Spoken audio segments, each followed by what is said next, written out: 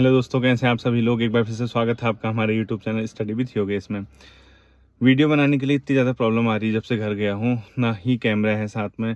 और क्योंकि पहले मैं क्या होता था, कैमरे से फ़ोन वीडियोज़ बनाता था, लेकिन अभी फ़ोन से ही बना रहा हूँ।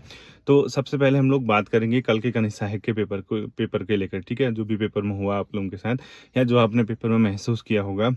आंसर की वगैरह तो बच्चों मैं बता नहीं पाऊँगा, क्योंकि मेरे पास पेपर नहीं है। यानी अब आपको अगर सिर्फ पीडीएफ तो मिल गई होगी, टेलीग्राम पे मिल गई है। पहले क्या था, फ़ोन पे पेपर था, तो मैं फ़ोन से पेपर देखने के बाद कैमरा सामने होता था, तो मैं आपको बता देता था जो मेन चीज़ें हैं।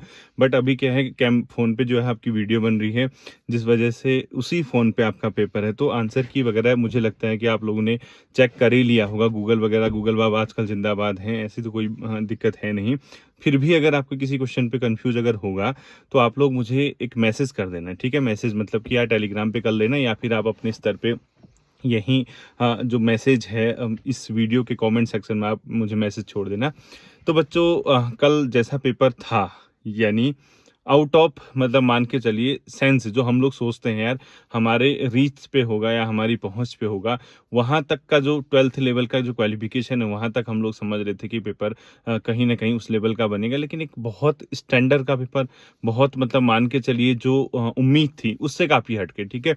मैं पेपर की कोई क्रिटिसाइज़ नहीं कर रहा हूँ, पेपर तो बहुत स्तर का था, ठीक है? लेकिन 12वीं पास के बच्चों के स्तर से अगर देखा जाए, जो सिलेबस दिया था, उसके हिसाब से एक अपने आप पे स्टैंडर्ड जो था पेपर का, बहुत हार्ड था, ठीक है? अब होता क्या है, जनरली हम लोग सोचते हैं यार हार्ड पेपर आ गया ये है, तो इसका ये भी मतलब है बच्चों, आपकी कट ऑफ भी तो नीचे आएगी ना। मतलब आप मान के चलिए, जैसे लोग उम्मीद कर रहे हैं कि सर क्या आ जाएगी, मुझे तो ये लगता है कि 60 से 65 नंबर के बीच वालों का सबका सिलेक्शन हो जाएगा फाइनल लिस्ट में। यानी 60 से 65 के आसपास जो हैं, वहाँ पे सिलेक्शन हो जाएगा, क्योंकि पेपर का बहुत अच्छा स्टैंडर्ड जिसको कहेंगे।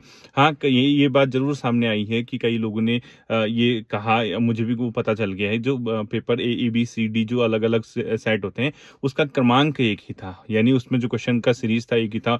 ऑब्जेक्टिव क्वेश्चन जो होते हैं, जो उस पैटर्न पे होते हैं, वो सेम पैटर्न पे थे, ठीक है? तो इस पे तो मैं क्या कहूँ, ये तो फिर अलग चीज़ हो गई। लेकिन जो सिर्फ़ और सिर्फ़ अगर मैं पेपर की बात कहूँ, यानी पेपर के स्टैंडर्ड की बात कहूँ, तो वो अपने आप में एक बहुत उच्च कोटि का मान के चलो। मतलब उस लेवल पे हम लोग ये उम्मीद नहीं कर सकते। मुझे तो खुद भी आपको अगर बताऊँ, तो पटवारी के एग्ज़ाम से भी बेहतर मुझे आपका कनिष्ठ सहायक का एग्ज़ाम लगा। यानी जो पेपर है वो इसका स्तर था, ठीक है? तो जो भी बच्चे इसमें 60-65 नंबर के आस-पास पहुँच रहे हैं, 60 से 65 मार्क्स के आस-पास उनके मार्क्स बन रहे हैं, तो उन लोगों का चयन लगभग-लगभग मान के चलिए हो जाएगा, ठीक है? और कल ही मैं सोच रहा था कि आप लोगों के लिए वीडियो प्रोवाइड करा दूँ, तो बच्चों वो पॉसिबल हो ही नहीं पा रहा है, ठीक है? अभी भी देखिए, मैं अपनी गाड़ी में आने के बाद आप लोगों के लिए वीडियो प्रोवाइड करा पा रहा हूँ, वो भी घर से दूर। घर में क्या है, एक तो नॉइज़ आ जाती है, आउटर नॉइज़ आ जाती है, और दूसरा टाइम नहीं मिल पाता है। तो 12-13 तारीख तक आपको ऐसे ही एडजस्ट करना है। 13 तारीख के बाद आप लोगों की जो क्लासेस होंगी, वो प्रॉपर तरीके से आएँगी। लेकिन जो सबसे बड़ी बात है, फॉरेस्ट गार्ड के एग्ज़ाम को लेके, अब मैं खुद ही टेंशन में आ चुका हूँ। यानी मैं सोच रहा हूँ कि यार कहीं स्तर जो हम लोगों ने इतने लेवल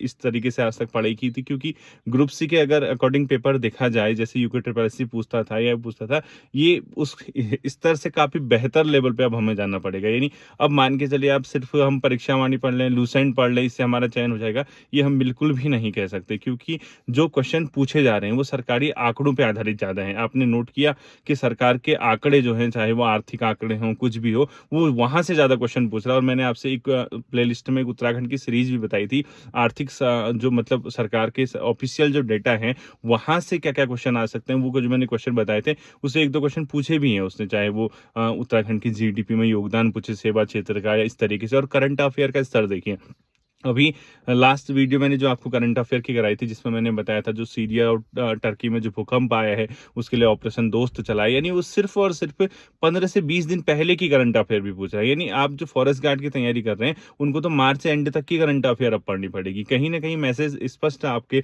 आयोग द्वारा दे दिया गया। जो पेपर का स्तर बनाया जा रहा है, जो पेपर का लेवल है, वो अपने आप में एक बहुत आप लोग मान के चलिए कि हमारी सोच से, मतलब मैं ये नहीं कह रहा कि हमें ऐसे क्वेश्चन नहीं आ पाएंगे, या हमारे जो छात्र हैं, जो बच्चे पढ़ते आ रहे इतने टाइम से, उनको नहीं आएँगे। लेकिन जिस स्तर की हम लोग तैयारी कर रहे हैं, ये तो एक अपने आप पे बच्चों जब तक यूकेपीएससी के पास जाएगा, यानी एग्ज़ाम जब तक यूकेपीएससी के पास है, हमें अपना अप्रोच बदलना ही बदलना पड़ेगा। वरना मान के चलिए इस तरीके के अगर पेपर बनेंगे, हालाँकि ये भी एक चीज़ है, ध्यान से सुनना आप लोग, ये सिर्फ़ आप लोगों के लिए ही नहीं है बच्चों, ये तो पूरे के पूरे जितने छात्र थे, सभी छात्रों के लिए ऐसा पेपर आए। इसमें होता क्या है, मैं आपको एक चीज़ बताता हूँ। जैसे नॉर्मल सोचना है, जैसे कई बच्चे आईएएस का एग्ज़ाम क्रैक करते हैं, आईएएस की कोचिंग करते हैं, उसके एग्ज़ाम को देते हैं, प्री निकालते हैं। प्री में भी उसका देखो 95 के आस-पास फाइनल कट ऑफ आ जाती है, 95, 100, 92, 93। जब उसका मेंस का रिज़ल्ट आता है, जो टॉपर जो होता है, यानी आईएएस का जो फाइनल टॉप जो फाइनल लिस्ट आती है इंटरव्यू के बाद, उसके टॉपर के मार्क्स देखे आपने लगभग 50% होते हैं, यानी 1750 नंबर के समथिंग उसका टोटल अपने आप में पैटर्न रहता है और लगभग 1000 मार्क्स से या 1100 नंबर में उसका टॉपर रहता है और 7, 8, 850, 900 के आसपास उसका जनरल का फाइनल कट ऑफ आ जाता है। तो कहीं न कहीं मान के चलिए वो अपने आप में एक स्तर लेके चलते हैं, ठीक है? तो उस स्तर के हिसाब से देखा जाए, जैसे पीएससी ने कनिष्ठ सहायक का पेपर बनाया है, वो सभी छात्रों के लिए है। उसमें ऐसा नहीं कि एक पर्टिकुलर वर्ग को टारगेट करके पेपर बनाया गया हो कि यार ये पेपर इस तरीके के हार्ड क्वेश्चन पूछते हैं, बच्चे बाहर हो जाएँ।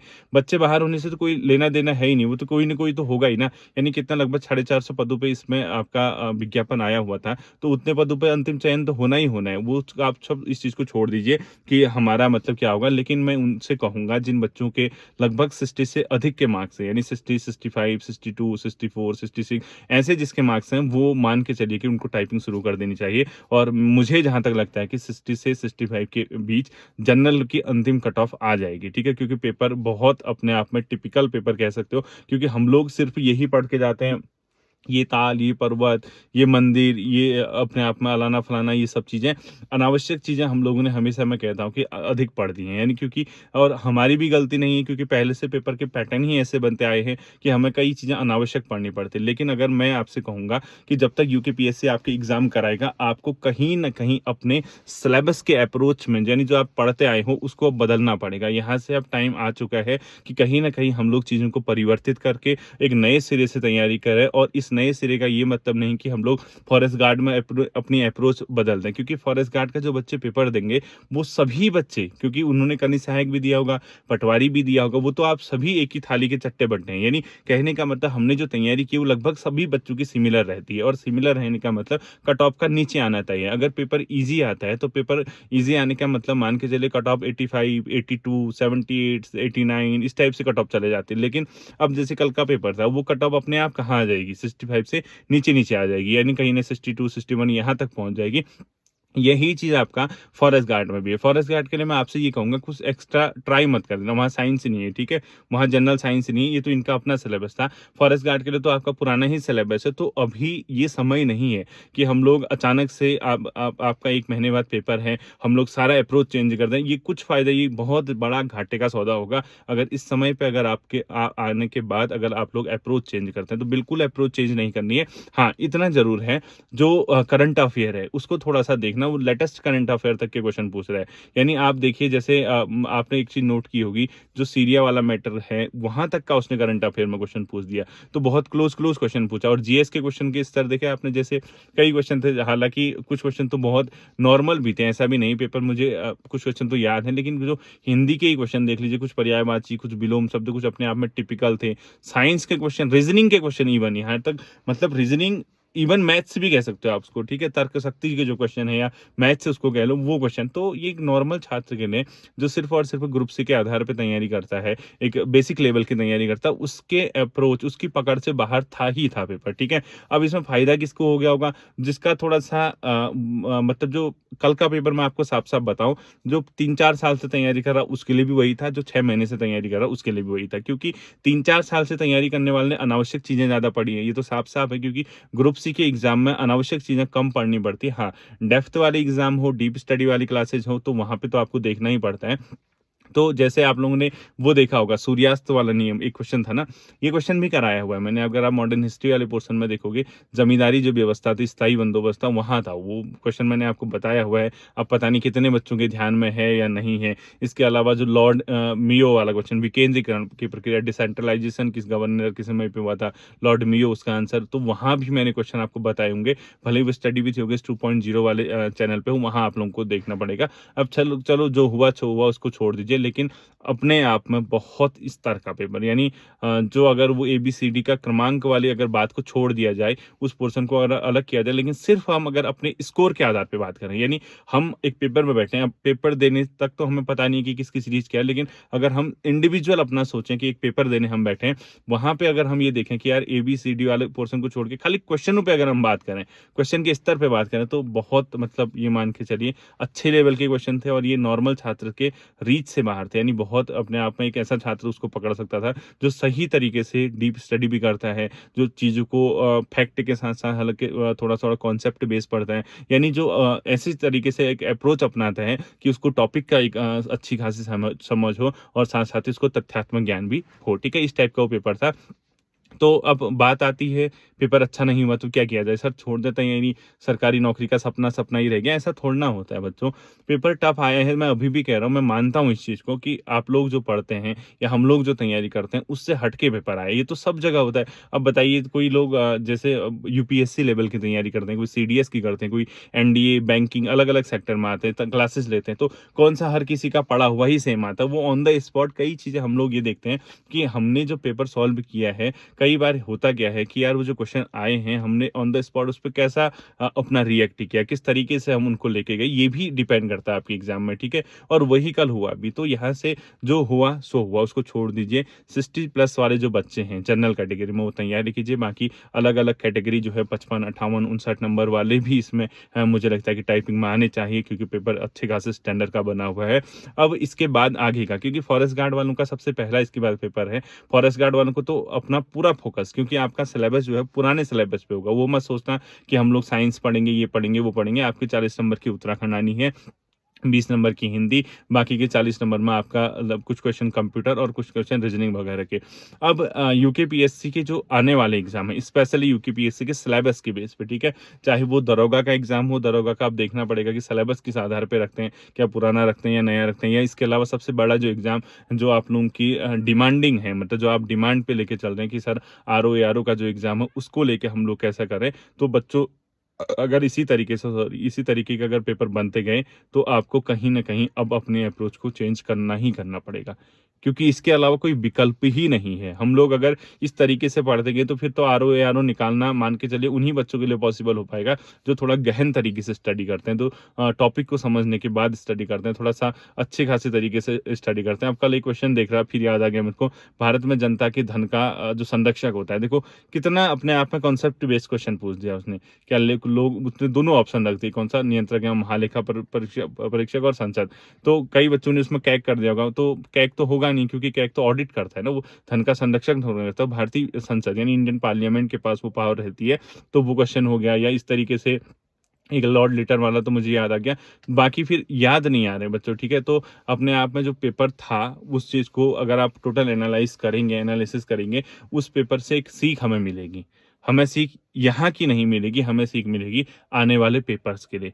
वहाँ पे हम कैसे अप्रोच अपनाएं, क्या करें, उस चीज़ को सुनना है आपको। ठीक है, तो सबसे पहले जो आने वाला जो हमारा पेपर है, हम वो है RO ARO का। ठीक है, उसकी हम लोग तैयारी करेंगे, जी जान से उसकी तैयारी करेंगे, और इसी के सिलेबस पे, मतलब जो UKPSC क्वेश्चन पूछ रहा है, इसी पैटर्न पे पूछेंगे। और उसमें क्योंकि वो पेपर क्या है, क्वालिफाइंग नेचर का है, और क्वालिफाइंग नेचर के पेपर का एक सबसे बड़ा फायदा होता है क्या बच्चों, जैसे आप लोगों को प्री पे अब सबसे ज़्यादा फोकस करना होगा। तो कल से मैं आप लोगों को जो भी चीज़ें बताऊंगा, वो स्पेशली RO ARO, यानी एक हफ्ता आप लोग एडजस्ट कर लीजिए। नेक्स्ट मंडे से मैं आप लोगों के बीच अवेलेबल रहूंगा, और आप लोगों को बताऊंगा कि कैसे कैसे आपको तैयारी करनी है। तो कल से मैं आप लोगों को बेसिकली कौन सी किताबें आपको पढ़नी है, किस तरीके से आपको चीज़ों को लेकर चलना है, अपना टाइम टेबल कैसा बनाएं, और हार नहीं माननी बच्चों। ठीक है, मैं ये कहूँगा आपसे, पेपर खराब होने का ये मतलब नहीं है, या पेपर उसने हार्ड पूछा था, हमारे कभी कभी लक भी काम करता है। यानी भाग्य हो सकता है कि हमारा यहाँ पर ना लिखा हो, और यहाँ पर क्योंकि अब 400 उतने बच्चों का तो होगा ही ना, अब मान के चलो हमारा पेपर अच्छा नहीं हुआ कि कोई बच्चा किस तरीके से,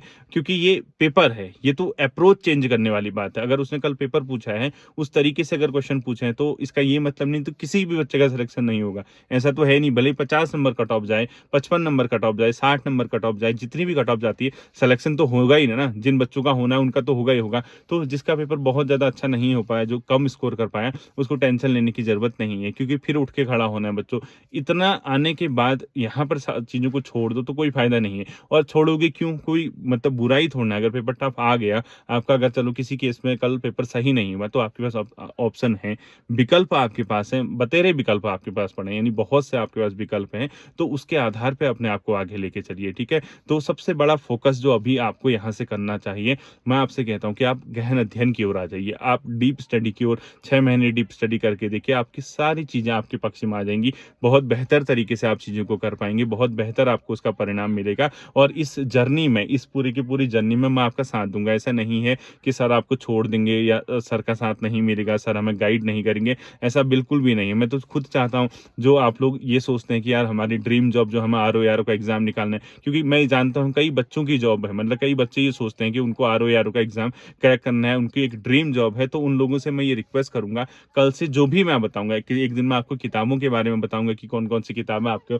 उसके लिए परचेज़ करनी है। इसके अलावा मैं आपको बताऊँगा कि आपका टाइम टेबल क्या रहना चाहिए, आपका शेड्यूल क्या रहना चाहिए उस चीज़ को पढ़ने के लिए। इसके साथ-साथ ही जो प्राइवेट सेक्टर में जॉब कर रहे हैं या जो अदर जॉब में हैं, क्योंकि कई गवर्नमेंट एम्प्लॉयी भी हैं जो आरओ की तैयारी करना चाहते हैं, उनके लिए हो, तो हर चीज़ मैं आपको एक-एक दिन बताऊँगा। तो 5-6 दिन इस तरीके से अगर हम चीज़ों को लेके चलेंगे, तो नेक्स्ट मंडे से जो आपकी तैयारी होगी, फिर वो अपने एक बेहतर लेवल तक हम लोग उसको लेके जाएँगे। और सबसे जो फ़ोकस रहेगा, वो रहेगा हमारा आरओ का एग्ज़ाम, ठीक है? तो जो गया सो गया, टेंशन मत लीजिए। वो पेपर ऐसा ही होना था, वो हार्ड पेपर आना होगा आपकी किस्मत में, वो आ गया। लेकिन उसमें भी बच्चों का चयन होगा, उसमें भी तो 60, 62, 63, 64, 65 नंबर वाले बच्चे, उनका तो चयन होगा ही होगा ना। तो उन सभी बच्चों को टाइपिंग शुरू करनी है जिसके 60 से 65 के बीच का स्कोर है। और हाँ, हो सकता है कि 58, 59 वाले का भी टाइपिंग में आ जाए, लेकिन 60 से 65 के बीच का जो स्कोर है, अपने आप में बहुत मतलब उस पेपर में लाने का मतलब 60% लाने का मतलब आपकी तैयारी का लेवल बहुत बेहतर था।